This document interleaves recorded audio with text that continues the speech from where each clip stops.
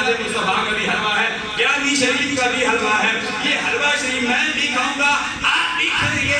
اس لیے کھائیں گے کہ ہم سارے مومن ہیں، ہم سارے کلمہ پڑھتے ہیں لا الہ الا اللہ محمد رسول اللہ.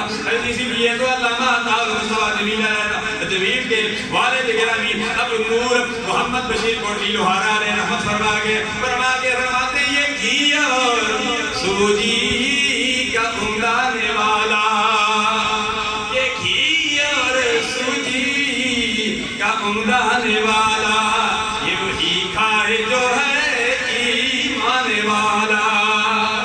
اللہ تعالیٰ جو شوگر والے ہیں وہ تو پریشان ہوں گے، حلوہ آ گیا، ہمیں شوگر ہے، ہم نے حلوہ نہیں کھانا ہے. الحمدللہ ہم نے حلوے میں چینی کم ڈالی ہے، لیکن بسم اللہ پڑھ کے حلوہ کھاؤ گے.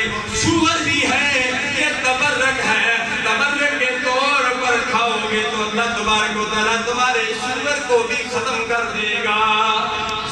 اللہ امام الانبیاء علیہ تحیت و سلام کی اس حدیث پر، امام الانبیاء علیہ تحیت و سلام کی حدیث ہے کہ مولا علی مشکل کشا رضی اللہ تعالیٰ عنہ کا قول ہے جیسے بھی ہے. اللہ مولا علی مشکل کشا رضی اللہ تعالیٰ عنہ کی سرکار کے بلاوا ہے. سرکار نے کیا فرمایا؟ فرمایا جو میٹھا کھانے کے بعد نمک استعمال کرے گا اللہ تبارک و تعالیٰ اس کی 70 بیماریوں کو ختم کر دے گا.